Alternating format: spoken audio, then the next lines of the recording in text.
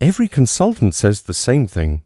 Wait until you're 70. You'll earn more. But that just changed. The SSA released a number that completely dismantles that advice and could cause millions of Americans to lose money if they follow the standard rule of waiting. And if you're thinking about applying for Social Security in the next few years, I need you to do one thing now. Write in the comments at what age you're planning to apply, because what I'm going to show you today could completely change your decision. Today I'm going to show you what that number is, what it means for those over 60, and why waiting until 70 might not be the best thing for you, even if everyone says it is. This number doesn't come from bloggers, consultants, or television pundits. It comes directly from the Social Security Administration, from the official 2025 figures. And the number is this: average life expectancy after retirement has fallen. Yes, it has fallen.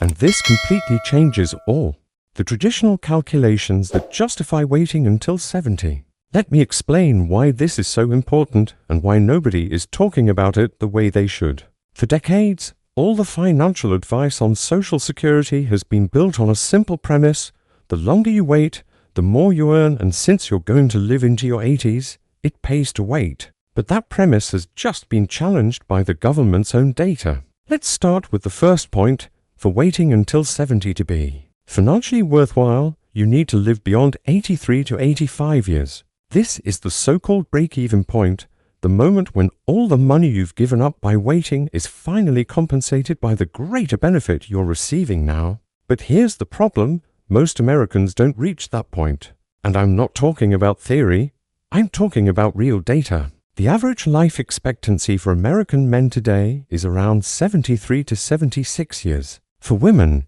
it's around 79 to 81 years. That's significantly less than the 83 to 85 you need for the wait to be worthwhile. That it gets worse?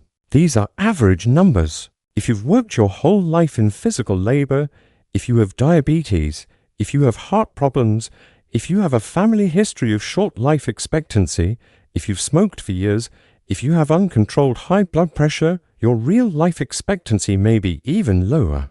And here's the brutal truth that nobody wants to say out loud: if you die at 78, having waited until 70 means you received far less total income than if you had started at 62. Let me show you with concrete numbers. Imagine that your full benefit at age 67 would be $2,000 a month. If you apply at age 62, you receive 70% of that, or $1,400 a month. If you wait until 70, you receive 124%, or $2,480 a month. At first glance, it seems obvious: wait until 70. But now let's do the real math. From 60 to 70, you received zero by waiting.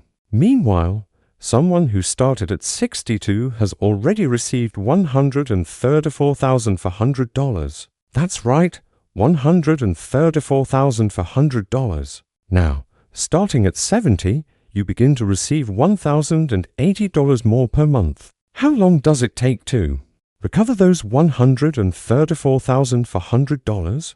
It takes 124 months, or a little over 10 years. That takes you to 82 years old. So if you live to 82, you break even. If you live beyond 82, you win by waiting. But if you live less than that, you lose. And statistics show that most Americans, especially those with risk factors, don't reach 82. That's the first gigantic mistake that's being ignored in all the standard advice. But there's a second, even more critical point. The second point is that the math for 2025 got worse for those who wait. Let's talk about COLA, the cost of living adjustment.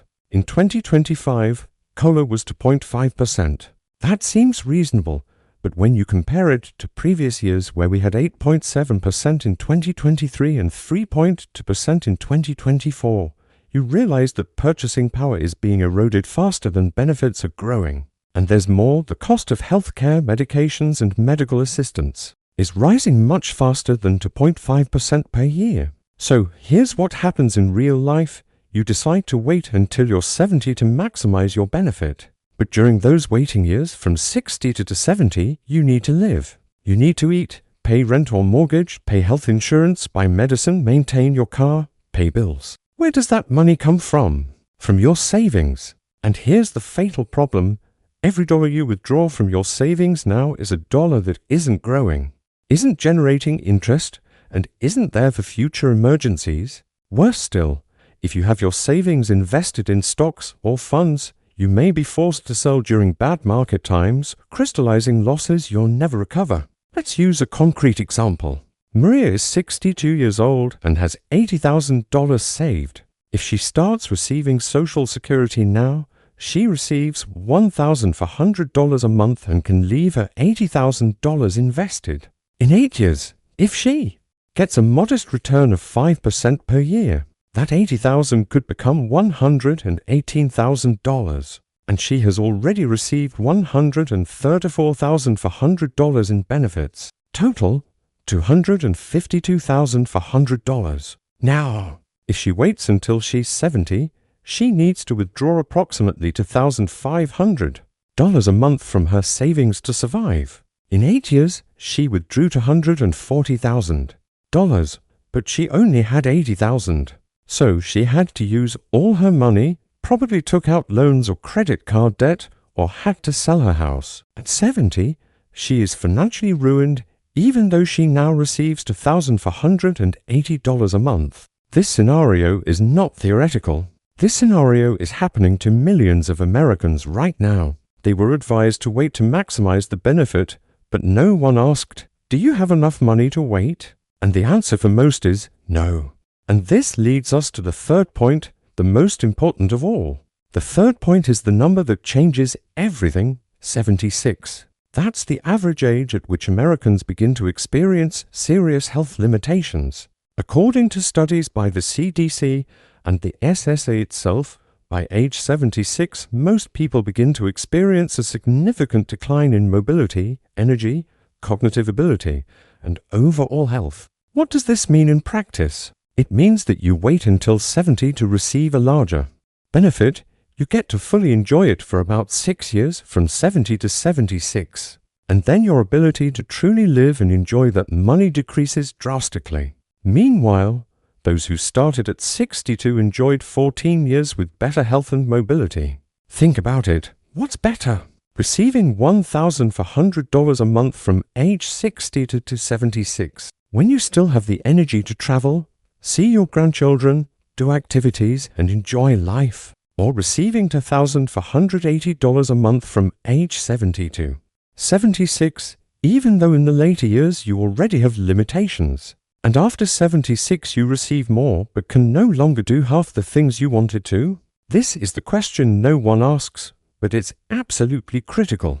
Money only has value when you have the health and energy to use it. If you wait too long, you may have more money but less life to live. And there's a fourth point that's being completely ignored, the change in full retirement age. Today, for those born in 1960 or later, the full retirement age is 67, not 65. And for those born between 1955 and 1959, it's somewhere between 66 and 67. This means that if you apply at 62, the reduction in your benefit is 30%, not 20% as it used to be. That's significant. But, and this is a huge but, this doesn't change the fundamental calculation. You still receive 8 years of benefits that those who waited don't receive. And those 8 years could be the best years of your retirement. Now, of course, waiting until 70 still pays off in some specific situations. And I need to be honest about this because I don't want you to make the wrong decision. Waiting until 70 makes sense if you are in excellent health, if you come from a family where everyone lives to 90, if you have robust savings, more than $200,000 or $300,000 that comfortably support you without needing to withdraw much, if you are still working and enjoy your job, if you have a pension or other source of income that covers your expenses, if you want to maximize the survivorship benefit for your younger spouse, or if you genuinely don't need the money now and can wait without any financial or quality of life sacrifice. For these people, waiting is mathematically correct and strategically intelligent. But here's the problem, that's not the reality for most Americans. Most Americans are in a completely different situation. Most have fragile health or chronic conditions that reduce life expectancy. Most worked in physically demanding jobs that wore down their bodies. Most have limited savings, less than $100,000, often less than $50,000. Most can no longer work at 62, whether because they were laid off, because their bodies can't handle it, or because they simply can't find a job that pays well. Most have real financial pressure, bills to pay, perhaps still helping children or grandchildren, perhaps caring for elderly parents. Most have a family history of shorter lifespans, not longer ones. For these people, who are the majority, waiting until 70 not only doesn't pay off mathematically, but can be financially devastating and emotionally destructive. Starting at 60 can mean preserving your savings, having immediate financial stability, being able to enjoy the best years of retirement with dignity, not having to worry about money every day, and ensuring that you actually receive the money you contributed your whole life instead of risking dying before you've enjoyed it. And here's something almost no one mentions: starting early gives you control. You know exactly how much you're going to receive. You can plan. You can live. Waiting is a gamble that you'll live long enough for it to be worthwhile. And for many, that gamble doesn't pay off. So, what should you do? First, be brutally honest about your health. Do you have diabetes, high blood pressure, heart problems, short family history, worked in a hazardous or physically demanding environment? If the answer is yes to 2 or more of these, your chances of living beyond 82 are lower than average, and starting early might be better. Second, look at your savings realistically. Do you have enough money to live comfortably until you're 70 without touching your savings, or touching them very little? If the answer is no, don't wait. You'll destroy your financial future trying to maximize a benefit that may never pay off. Third, think about what you want to do in the next 10 years. Do you want to travel, see new places, spend time with family, do things you've always wanted to do? If so, you need the money now, while you're healthy, not in 8 years when you may not have the same energy. Fourth, don't let anyone make you feel guilty about your decision. It's not about being impatient or not knowing how to wait. It's about living your life in the best way possible with the resources you have. And fifth, ignore generic consultants who say that waiting is always better. They don't know your life, your health, your financial situation. This decision is deeply personal and should be based on your reality, not on generic formulas. The truth is this: waiting until 70 might be excellent, but only if your real life fits perfectly into that calculation. Most people were never included in those calculations. The calculations were made thinking about people with perfect health, abundant savings, and guaranteed longevity. But most Americans don't live that reality. Most live with uncertainty, fragile health, limited savings, and a real need for money now, not in 8 years. And for these people, starting early isn't about giving up money. It's about ensuring you truly receive what you deserve, that you live with dignity, and that you enjoy the best years you still have ahead of you. Now I want to know from you, what is your biggest doubt about when to apply for Social Security? What worries you most about this decision? Is it health? Is it money? Is it fear of making the wrong choice? Leave everything in the comments because I read each one and I'll make videos answering the most important questions. And if this video made you think differently about this decision, if it gave you a perspective you didn't have before, leave a like so that more people can see this information. See you in the next video.